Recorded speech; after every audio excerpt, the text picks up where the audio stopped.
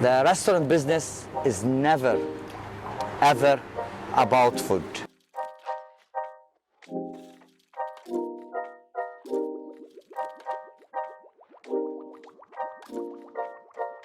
Welcome back to another episode of Oakville Spotlight. I have Maro here at Maro's Bistro. Hi everybody. I started in 2009. Wasn't a bistro the way you see it. I was just in the restaurant business. I didn't know what I was doing. It took with me 5 years to know what to do. Slowly we started figuring things out. In 2015, for many people who doesn't know, I was going to shut down just because I didn't know what I was doing. A friend of mine recommended that I wait 4 months till the end of the summer. That summer, in February 2015, I started doing some minor changes, painting, menu, this, that. And now we've been since 2000, what's that, 12 years in business? 12 years. 12 years in business, and we just opened a new place just right beside us. We work in a vision now. The idea of Maro's is to create an environment or community hub for everybody, all inclusive. I realized that the scenery, the restaurant scenery in Oakville, it's more designed too much Italian pasta, a little bit like too much burgers, too much pizza. So you want to create an environment where for everybody can experience a taste of Lebanon. We elevated the Lebanese food to be acceptable for the Canadian palate, and it worked. In other words, as Paul knows, he's from a Turkish-Armenian background. I love it. I don't know how that happened. It's like mixing hummus and baba ganoush, I don't know what, but we try to tone down the spices, tone down the garlic and the onion, and bring something acceptable for business people, for the community around us. That's when it came to the food. Slowly, we realized that everybody is gathering around the table. We made sure that we transfer something cultural. When I say cultural, in Western societies, we're used to ordering individual plates. In our culture, we gather around the table. I made my plates a little bit big, charge a little bit more, but made them big in a way that everybody walks in, they try variety. You'll get your variety, you'll get a proper portion, but in a sharing manner. As I said, we're trying to create a community hub, something where everybody, where are you going tonight? I'm going to Maro's. Where were you? I was at Maro's. Oh, let's guys go and chill at Maro's. People are not just flush, they are stories. Yeah. And the more you can connect to stories, it's the most magnificent thing. It's make for rich. The restaurant business is never, ever about food. Food is the minimum requirement. So if you have a good food, that doesn't mean you have a good restaurant. That means you have good food. Yeah. If you don't have good food, you don't have anything. Yeah. You don't have anything. The minimum requirement is to have good food. Once we created the good food, now what's the vision of the restaurant? Right now, it's a very challenging time. Post-COVID is more challenging for restaurant owners more than COVID. What do I mean? You used to wake up, you decide to have a dinner at a certain restaurant, you might call them and make reservation, you might, but you will show up, there is a table, we call it a day. Now, it's a different story. We're still paying, we still have the same dining area, we're still paying the same rent, but it's half the capacity. So that means you just can't walk in. Any restaurant, they're operating on half of the capacity, servers are not making the same money. That is resulting in servers quitting their jobs and moving on in their life. That's creating a staff shortage. Because of the staff shortage, now we're closing Monday and Tuesday. You're getting less options. If we open right nowadays on lunch, we open because we have commitment to the community. All what I'm asking is, in the post-COVID, people have to understand that things are changed. You can't have the same expectations. You can't have the same mentality. You know, some people write, good reviews and bad reviews, but they have to understand that the options are being taken away from us slowly.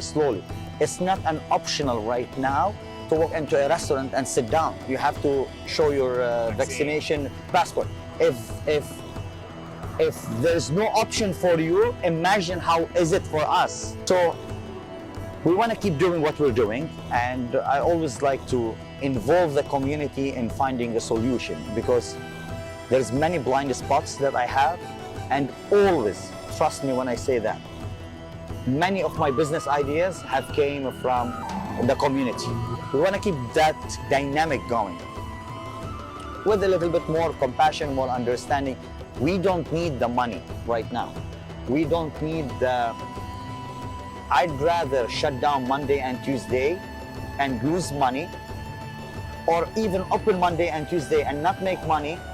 I'd rather do that than have a customer not understanding that, one of my staff member wasn't wearing the mask properly, or he didn't check for the vaccination passport thoroughly, or they're charging me for a bottle of water this much money. Things are changing, economics are changing, dynamics are changing. Other than that,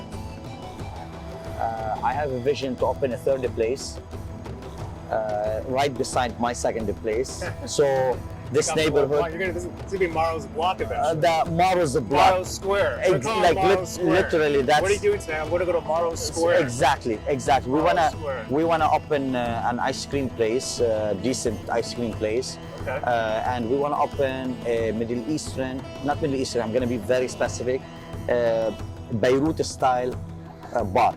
Exactly like you're sitting in Beirut, enjoying the cultural aspect of Beirut. We want to transfer it here to Kerr Village. There's lots of potential in Kerr. I love, I've seen it. I lived here, I would say 1/3 of my life on Kerr Street. I actually am a resident on Kerr. I used to live upstairs at one point, and then I lived on Normandy, and then I lived on Stewart. Okay. So I lived on this street for the past 10 years, and I saw the transfer. It's like a baby growing, and now all of a sudden, that baby is going to high school. Like it's fascinating, and whatever I do in my life, I'm always in debt and thankful for the community that made me. I'm nothing without this community.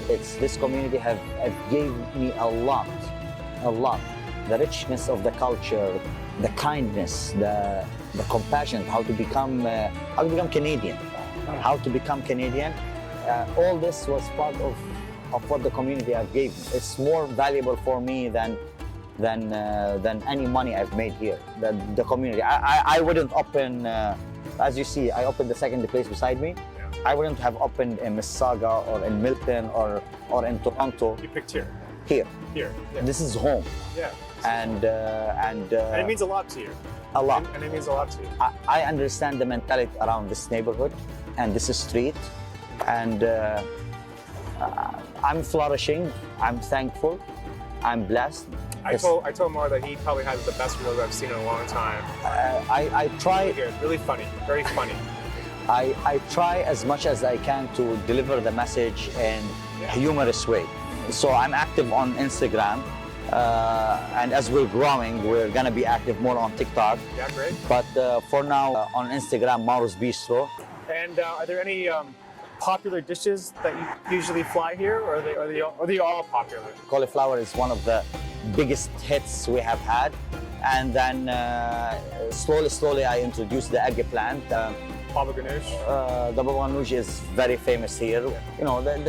We have variety of chickens. I try as much as I can to stay away from the mainstream. You have to think to whom you're serving the food, more important than what you're serving. We're trying to serve you in a cultural manner, not in a service-oriented manner. Again, my concern is I want you to have the Lebanese experience, not only the Lebanese food. And one more thing, very important, if you like alcohol, to ask about my Arak Collection. Arak is Lebanese licorice liquor. You guys have it, rakia. Yeah. I have a wide variety, and especially for VIP customers, I get them and I serve them. I think I have the biggest collection of Arak in Ontario. Oh. Yeah. Oh, well, that's a great place to end off. Thanks very much, Maro, for your time. If you guys like Middle Eastern food, come visit Maro's Bistro. And thanks again, Maro. Anytime. Thank you kindly. Thank you. We're good? That was good. Okay. That was great. I'm glad you enjoyed it.